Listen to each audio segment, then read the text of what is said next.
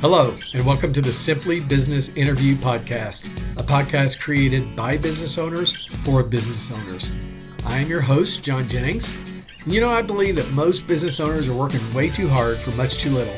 And one of our issues is that we overcomplexify things. I believe the answers are almost always within us or within our reach. I like to say that I'm a simple man with simple ideas. So welcome to Simply Business. All right, today we are joined by Charles Renne, who is the CEO and founder of Under Production Multimedia. This is going to be a fun conversation if our conversations to date is any indication. Uh, Charles and I have some mutual friends, but we're just getting to know each other, and it's been a lot of fun. So, Charles, tell us a little bit about what you do at Under Production, and then we'll go from there. Well, I guess you could say I'm a cat wrangler. No, I'm just kidding. We do audio video production work, everything from staging, lighting, sound to the actual content creation. We're kind of unique in that way because if you called me up and said, "Hey, Charles, I need a presidential teleprompter for something I'm doing," I'd be like, "Well, I can rent that to you, or we can come run it for you." Yeah. And whatever you want to do, it's really up to you. So we cross rent to a lot of rental houses and hotels, but then we also, like last night, we did a fundraiser called Tacos and Trivia. Two There you fun go. things that were pretty fun together. And uh, we did the whole show. We had speakers, we had monitors, and we help create and push content. So all the PowerPoints and music that we used and things like that. So, Yeah. and mainly, the goal on my Facebook page. It's my personal one. It says that I just like to have fun and make jokes and make other people's lives better. Yeah. That's kind of it in a nutshell. Yeah, well, that's a fun and rewarding way, hopefully to live. And so, as you know, I worked on the other side of audio video for several years in the permanent installation. So we always talked about people like you, like I can't imagine, what it takes to go set up an event, take it down.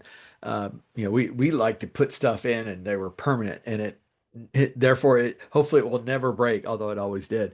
Uh, but but there's got to be some craziness about doing events, and you do large events too. I mean, Mhm. you don't taco trivia night is one thing, but Yeah. what are some of the larger type events that you do? Well, we've done everything from Harvest Homecoming, which is the second largest festival in the state of Indiana.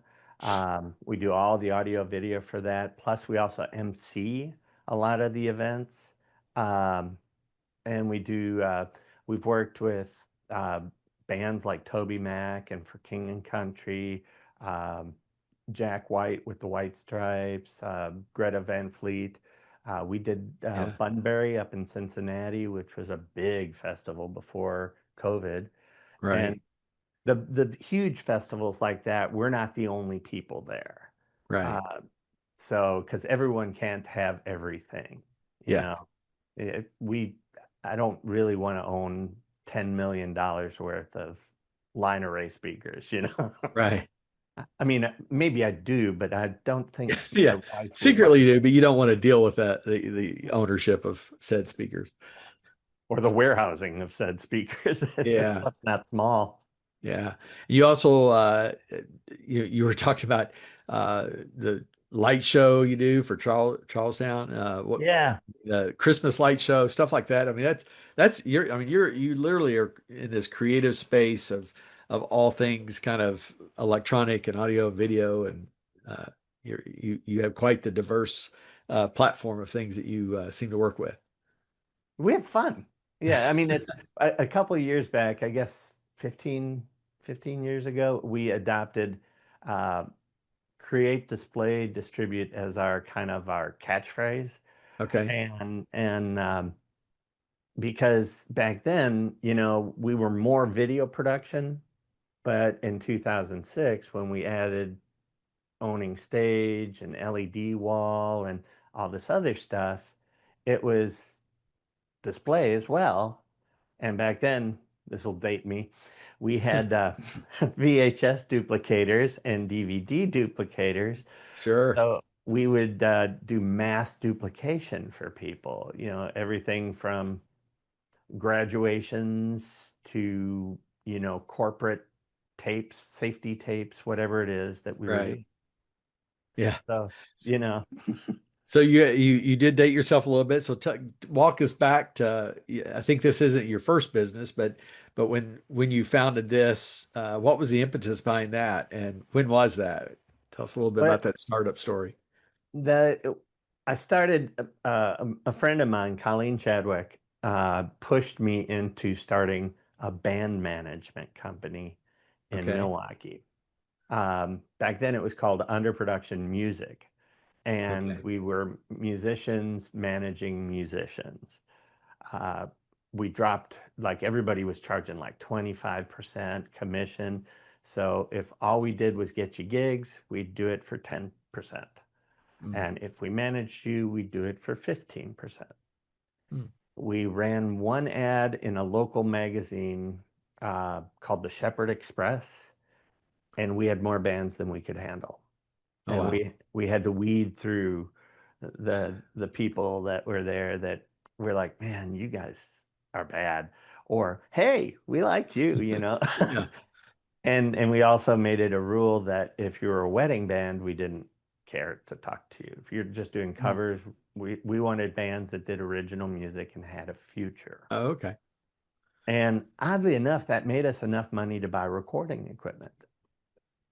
And so we bought some secondhand uh, mixing console and multi-track machines, and then after that, we got enough money to buy digital state-of-the-art console and digital. We were one of the first people in the state to have digital recording, Yeah. and then things changed in my personal life, and I had to move far, far away from Milwaukee because, it was just not big enough for me and this other person who I gave half my stuff to. Um, Okay, so it wasn't a legal reason. It was we yeah, no we'll legal do. reason. No, no, no. I was just You weren't very hiding busy. from the law. Yeah, no, no, no. Not then. No, I'm just kidding. No, no, Satan and I had to split because, she is the devil. No, I'm just kidding. She's not really. That's a liability. My lawyer just said, don't say You that. want us to edit? We can edit that out, if you want. Or just bleep it, put a little Satan face on it or something. I don't know. Anyway, when we moved down here, we're too close to Nashville to make real money at Yeah. audio. Because back then, it was we had just finished up with the Amnesty Human Rights Now tour in 88, 89, and the college campus tour, and it was one of those things where I just got to get out of town. And I moved Yeah. here, didn't know anybody in Yeah. Southern Indiana, and got a small gig working at Circuit City teaching audio. I say Okay. teaching because everybody kept coming in saying, "You got them Boise speakers?" And I'm like, "You mean Bose?" I said, Don't make fun of our Kentucky accents here uh, now. "It was Dixie Highway." Okay, let me just say. That's where I bought my first stereo was Circuit City at Dixie Highway. Did you? Yeah, Was back there in the a guy 80s. with really long hair that was there? That was me. That's funny. But yeah, that's actually where I met my wife. Okay. She came in to buy a stereo, and as she tells it, she got a better stereo than she would have ever bought because she got mine. And after about, I don't know, about a year, we successfully closed the recording studio in Milwaukee, and got rid of everything that we didn't want to bring down here. And Right. then we changed the name to Multimedia, and we've been just doing this ever since, because it Yeah. allows you to do anything. We can Right. create graphics if you want graphics. We can do animations, voiceovers, live events. It's Yeah.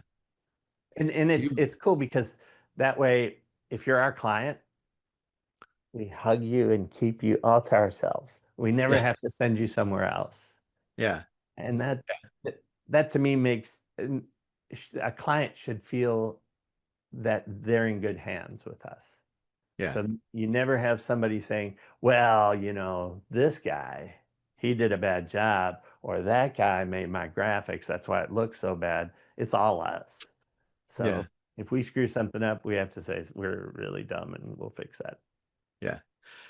So 30, 35 years ago, you launched this business without really having any roots here. I mean, Circuit City is one thing, but you didn't have. So, how did you go about building that business from the ground up? What was your strategy? Well, we started with things that we won't do anymore. And not that there's anything wrong with doing them, but it was just like, we started doing small things like dance recitals. Only we do multi-camera dance recitals and run it like a broadcast. uh, Okay. because all of us were kind of technically trained. I had a slight radio background and from a radio station up in Appleton, and I had the recording background. So it was like, okay, we can make good sound and we can do all these little things. And then you get roped into shooting weddings, um, which honestly at the time was kind of fun because when you're young, and back then, we were carrying around 45-pound Oh, cameras sure. Yeah. and with batteries that ran out very quickly and tape. Remember Yeah. tape? I remember tape. I remember those cameras. Yeah. And so, it was fun. It was interesting. And I wouldn't trade it. I made a lot of great friends that way. Yeah. And I always say, when it comes to money, I'm never going to be that multimillionaire. And I don't think I want to be. Yeah. But when it comes to friends, I am the richest man you will ever meet. Yeah. I have the greatest friends on the face of this planet. I've been blessed with so many wonderful people and I get to work with them. Yeah. Woohoo! You know, That's awesome. that's kind of our criteria. It's like if you and I can't get along, yeah, I'm probably not going to hire you because if you say some things that I think would go against just our culture, Yeah. if you're not going to get along with people, it's not going to work. Yeah. Well, tell us about the culture of your place. We were talking a little bit about that earlier, and it seems like you all just really have a true like laid back friends hanging out kind of culture. Describe that a little bit for us, and maybe talk about what we were talking about earlier too. Well, all right. So our culture, it's funny because Jill, our chief technology sorcerer, she says it's in our DNA. And I'm like, that's kind of almost scary, you know? But she's like rocket science smart, so she thinks Yeah, she differently is. than the rest of us. And but I like it, because it's cool. She brings that she brings us back to being intelligent instead of just being goofballs with audio video gear and Right. playing loud music. Um, but it really is one of those things where when I explain to people what we do, I say I have the coolest job on the planet, and I truly mean it. Hmm. Um, I have expensive toys that everyone would love to have. There's Yeah. no guy that I know that when I say that I have a 16-foot by 9-foot LED wall that doesn't say to me, "Can I watch the Super Bowl on that?" Right. Or the other one is, "Can we play Wii on Yeah. that?" Well, you could, but yeah. And so I have expensive toys. I work with my friends, and they pay me for it. Yeah. That's a That's win-win. cool. And it's like even down to what we were talking about earlier about our business cards. Yeah. Um, like uh, Jill says chief technology sorcerer.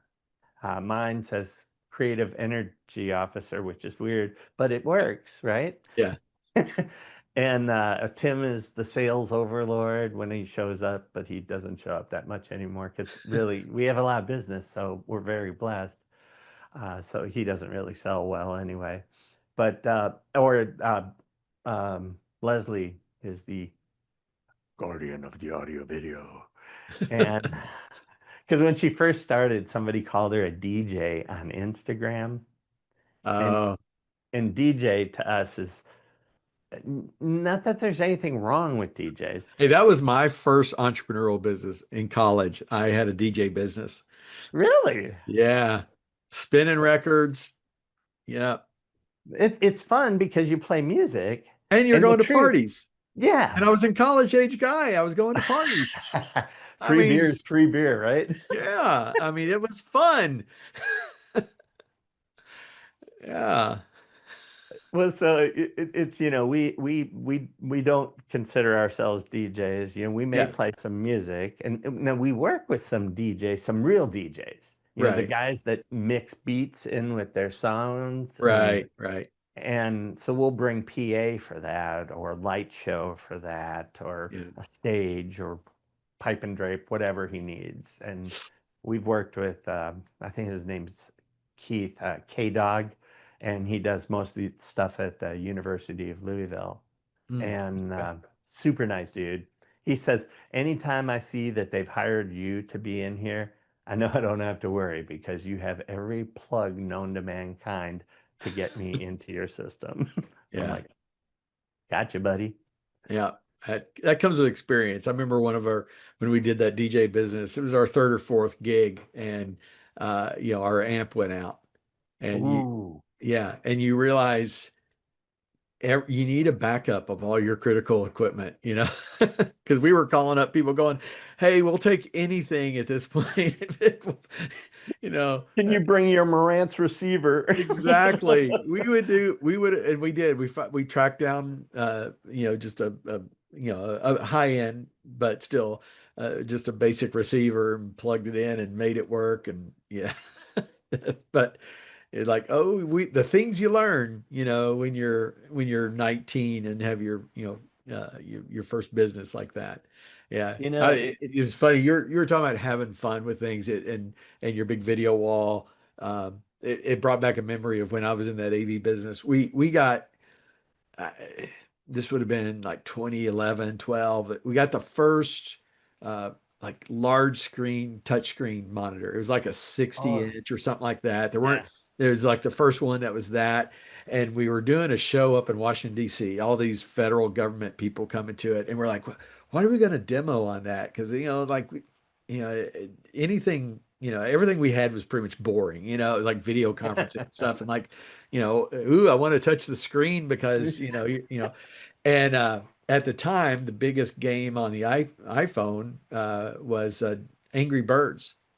And Oh, yeah, yeah, yeah. I said, let's hook up an iPad and put Angry Birds on it.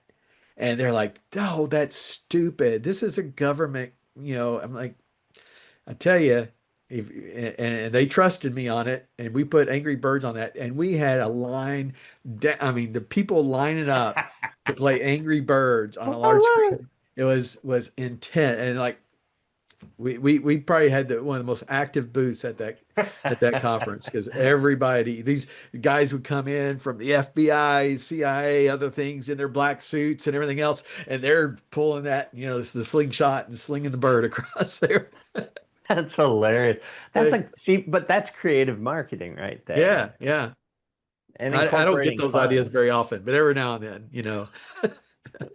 But that was a lot of fun, and yeah, you never know uh, what you're gonna do. So you get your business going. You start small, doing whatever, and then at some point this becomes a legitimate a real business, right? You know you Well, and some we've all days I been still there. don't think it's real. You know?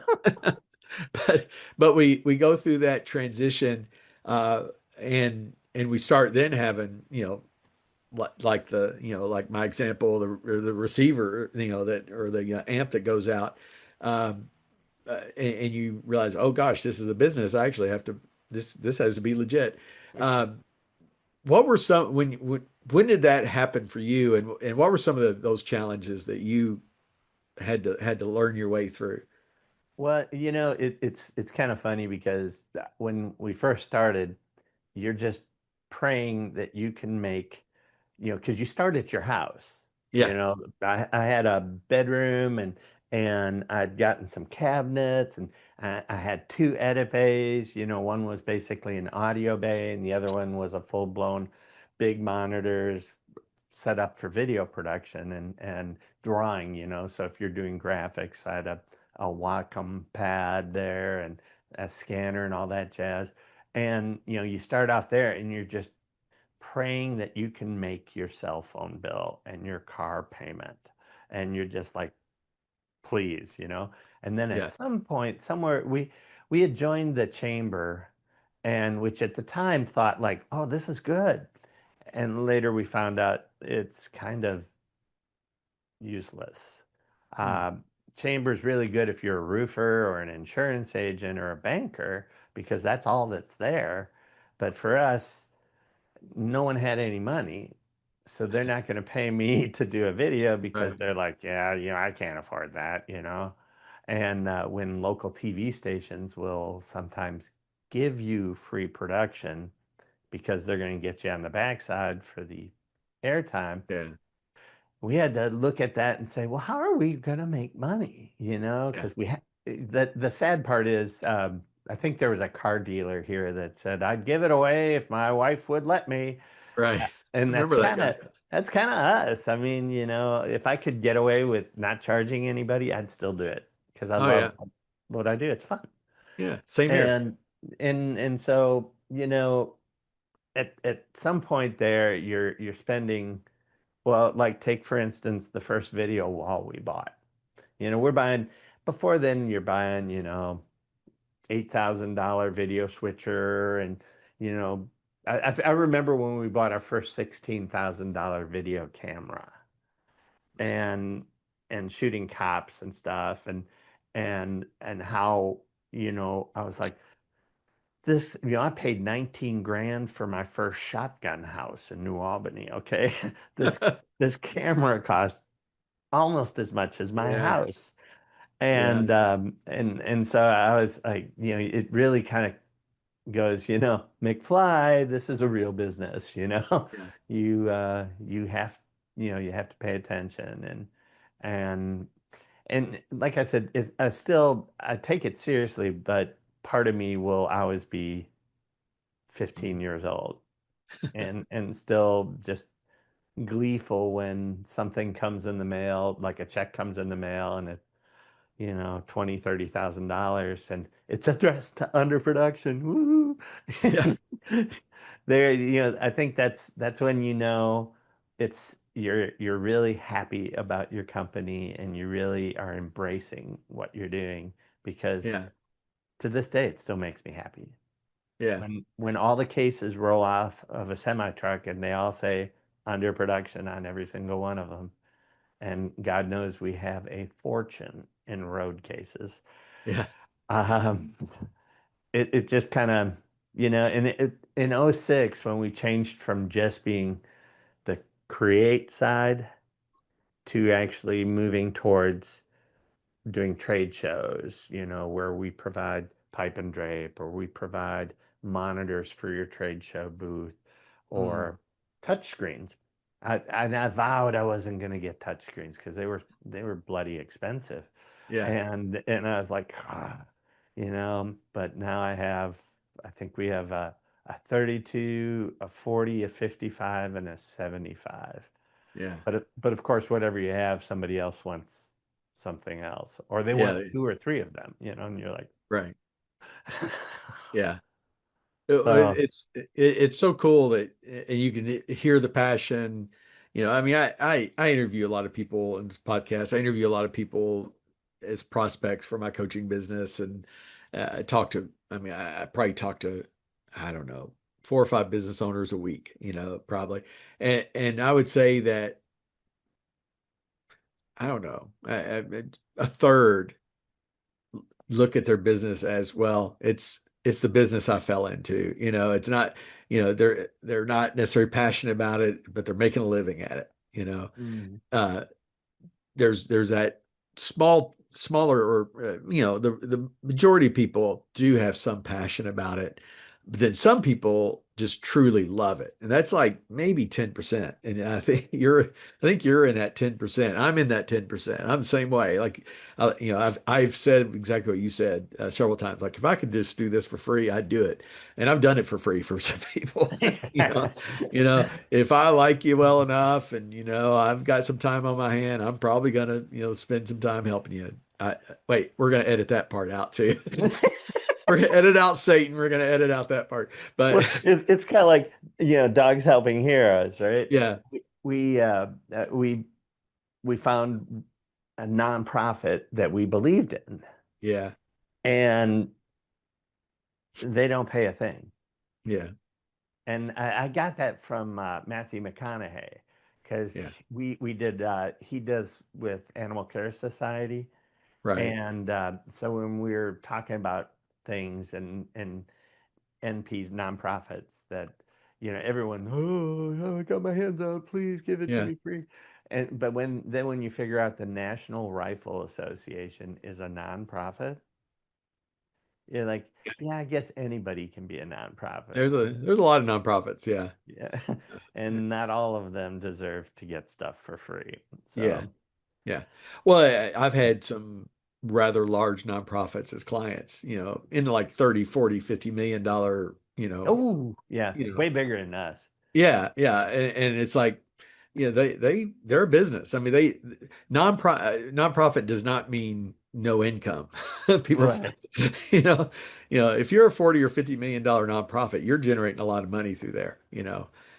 So those actually can be great clients because they usually have money to spend and want to put on programs to attract more donors and all that kind of stuff. So yeah, We do one big Easter event every year, yeah, where we take a gymnasium, and because they can't fit all the people in their church, and we do two services there, and we have a, a giant LED wall.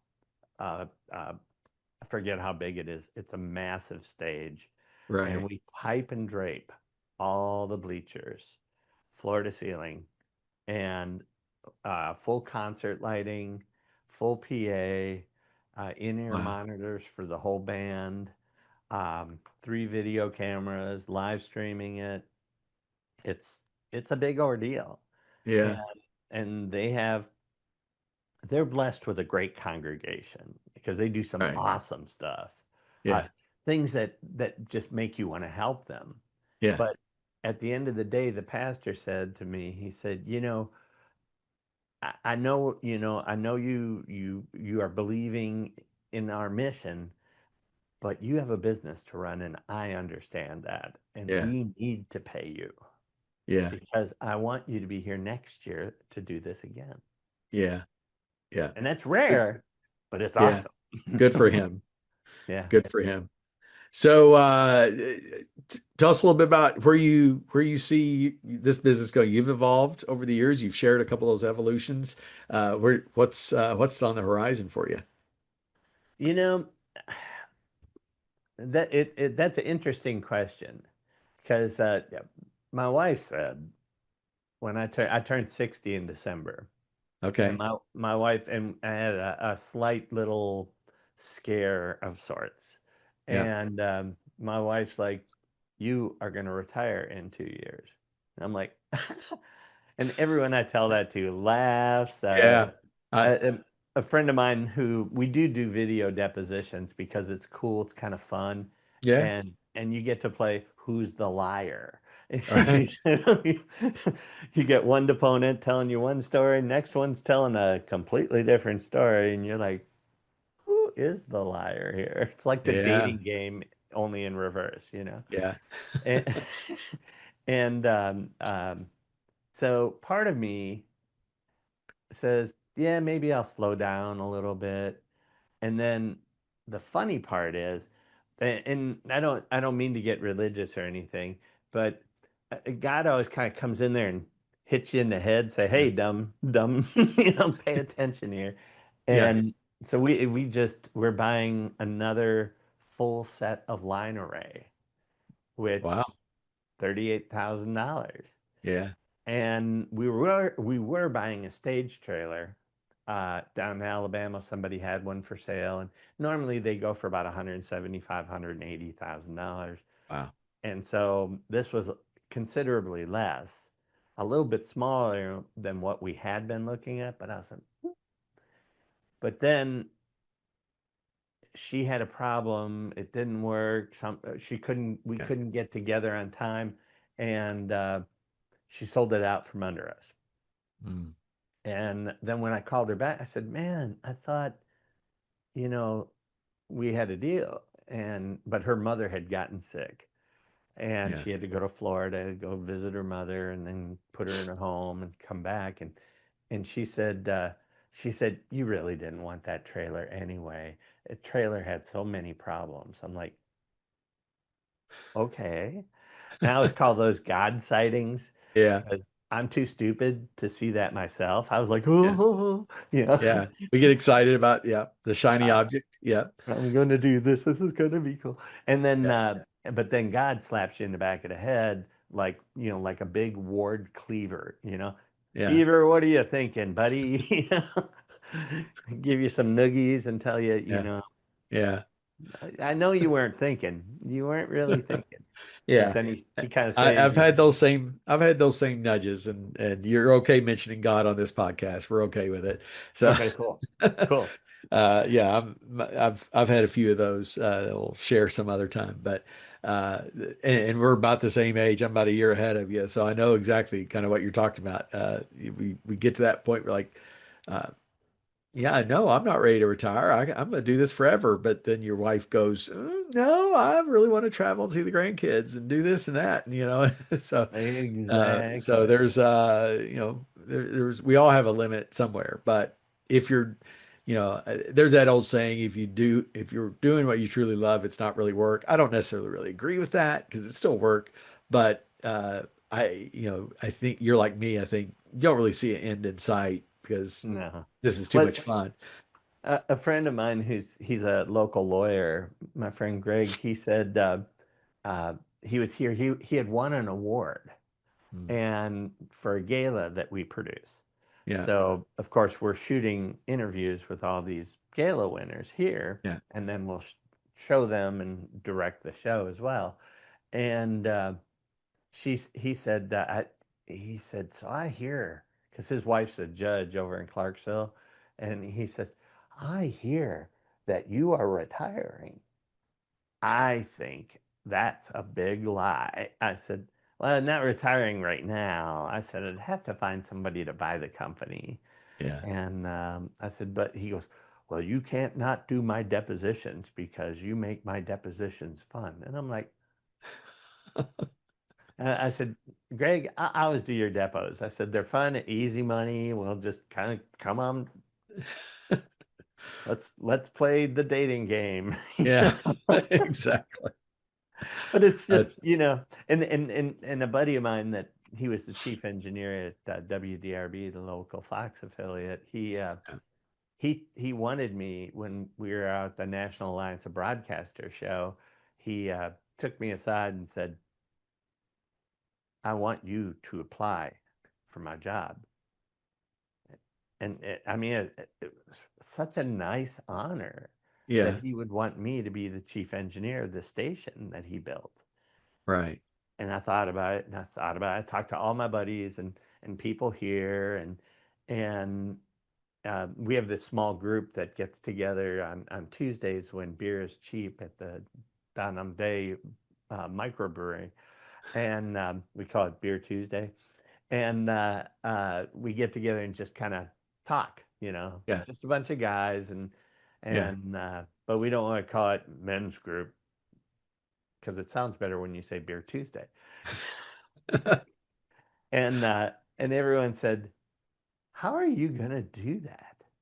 Working for someone else?" And the truth, my job's like yours. yeah, We have a new client every day. you Yeah. know, somebody that we're working with. If we're lucky enough, like the Episcopal Diocese of Indianapolis, we've been doing their convention for 19 years. Wow. And you know, we have lots of clients like that we're like, how many years have we been? 9? Really? It Yeah. doesn't seem like 9, but sometimes it seems like 30. And, Yeah. you know, I've got those clients too. Yeah. but you know, I'll share a little goofy story that I think you might enjoy.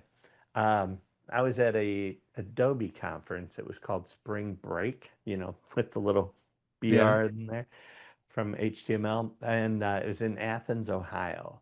And I was in a class that was supposed to teach me Flash, if you remember Oh Flash. yeah. I used to do Flash. There you go. So I was in this class to learn that. And because I wasn't really Flash savvy, and my friend Leif was like, "Oh, it's really easy," you know, and he and we had formed a local, the Digital Media Artists Group, which was the first Adobe sanctioned group in Kentucky. Okay. And up in Lexington. It was kind of fun, kind of cool. Bunch of nerds getting together, just Yeah. geeking out, you know. And so I went to this thing, and the guy gets up, and he's got this great flash presentation over 2 projectors, and he says, "How many people out there in the audience are self-employed? Raise your hands." A Yeah. bunch of us raise our hands, right? Right. And then he says, "How many of you out there work for someone else? You're maybe in the media department or art department at a corporation or ad agency." Right. A bunch of people raise their hands. And he said, "All right, now who's unemployed? Be honest." And like 4 or 5 people raise their hand. He said, "Okay, self-employed people, raise your hand. You are not self-employed. You are unemployed. Every single job is a new job interview. You work for a different client every day." Yeah. And I was like, "I've been unemployed for 40 years. What's going on?" And it just made me look at life a little differently, you Yeah. know? And that's, I mean, that is the self-employed small business, solopreneur, whatever you call it. That's the life. Yeah. You have to always be out, uh, you know, keeping the pipeline full and doing the things we do to, attract that next opportunity. And you know that's that's part of why I do what I do here, just meeting Yeah. people, because that leads to conversations, which leads to maybe referral, maybe whatever. And so we're always out looking for that next you know opportunity, that next gig, because Yeah. yeah.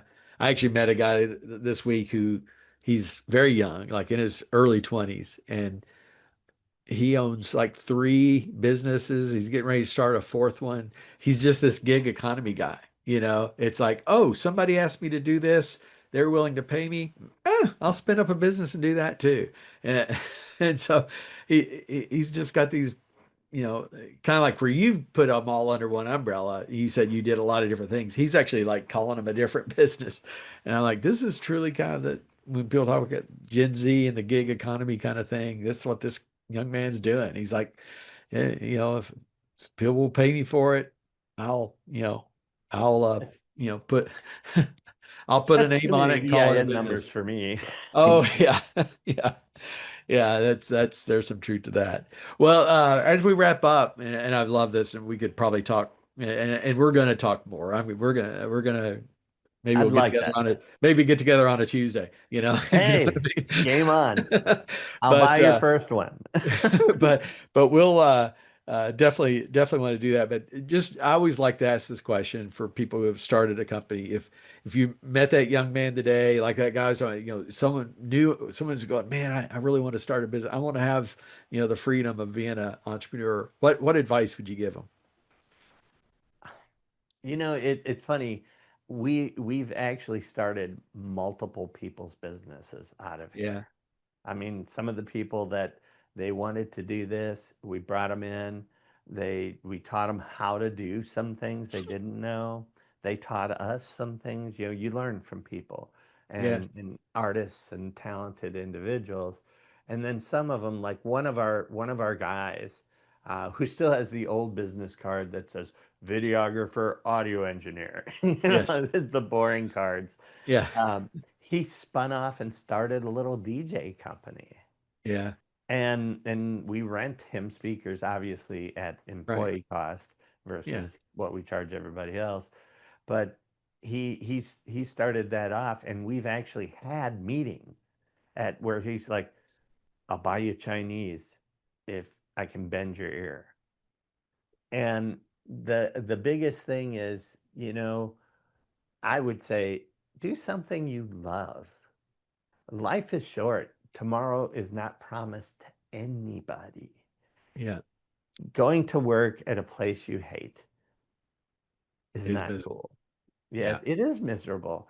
And I've worked in places um, where we were in-house marketing people for people, where Yeah. it was still under production, but Yeah. we were working as their marketing department. Yeah. And sometimes that culture, you walk in there and everyone's just like, Yeah. yeah, you just kind of see them drudging, hitting their heads on the ledgers, and just Yeah. hating life. Yeah. Yeah. I And always tell people find something you love, but the one thing caveat I always put on, and people will be willing to pay you for it that's because important. sometimes people go, "Oh, I want to do this." I've had people come to me and go, "I've got this great business idea. I love this, and I want to do this business based on." And I'm like, "Are you sure people are going to pay you for that?" You know? And how many people are Yeah. going How to pay many? you? If If you it's know. only one a month, you better hope they all have money. Yeah, exactly. So yeah, that's the only caveat I always had. But yeah, I do believe it because I'm living that, you're living that. Well, Charles, this has been awesome. I've enjoyed the conversation. I knew I would. If people need your types of services, where do they find you? Well, you could go to my website, although I don't push people there as much anymore. I used to all the time. Right. But websites, this is not Jill's view, this is my view. Websites are slow to keep you informed Yeah. because nobody updates their website like they should, Right. but they update their social media. Yeah. um, Under production is one word. So under production multimedia, find us on Facebook, Instagram. You can go to underproduction.tv and you'll find us there, or you can go to temporarytechnology.com, which is another company that we enveloped a couple of years ago, my friend Okay. Kevin's company. And he decided to do something else. Yeah. And I think his wife decided he should do For him to do something else. something. Yeah, because there's a It's lot of not for long. everyone. No, It's it's a lot of long hours. it And, is and, not and for John, I want to share one quick thing before I let you go. My son, who 28 years old, I wanted him more than anything to take over the company. yeah. And this is one of those dad moments where you go, Yeah. "You're using my own words against me." He said, "Dad, you love what you do. You never hate going to work. Some days are long and you're not a fan of getting up at 4 in the morning to drive to Toledo with a box truck and maybe another truck, but you do it because you love what you do. Right. I don't love what you do, and I Yeah. don't want to do your job." Yeah. And he went to be an electrician, and he liked that. But then he went to be an electrical designer where he was in a office and he could put his feet up and wear nice clothes. He's not crawling through an attic sweating. And he And loves that. now he's going back to being an electrician. Oh, And really? yeah, it's a cool change. Yes, I'll pay you in a minute. Um, it's Friday. Everyone's coming in for paychecks. That's So, fun. but yeah, he's going back to what he loves, That's awesome. and And so, but it was like, hey, that's what I say. You can't. Yeah. Anyway, John, That's it's been awesome. a Thanks so pleasure, much. brother. I And appreciate it. I look forward to actually getting together again and just kind of hanging out and We'll do that for sure. We will do deal. that. All right. Thank you. Thank you for listening to today's episode. If you liked it, please share or like it on whatever platform you use. You can find me on social media. On most platforms, I'm John K. Jennings. My first book is also available. Your Baby is Ugly tells you about 10 truths that business owners need to hear, but often won't, and how to overcome them. You can find it on Amazon. Just search for Your Baby is Ugly. And be watching for our next episode, where I'll interview another business owner who will share their stories and insights into what it's like to create a great business.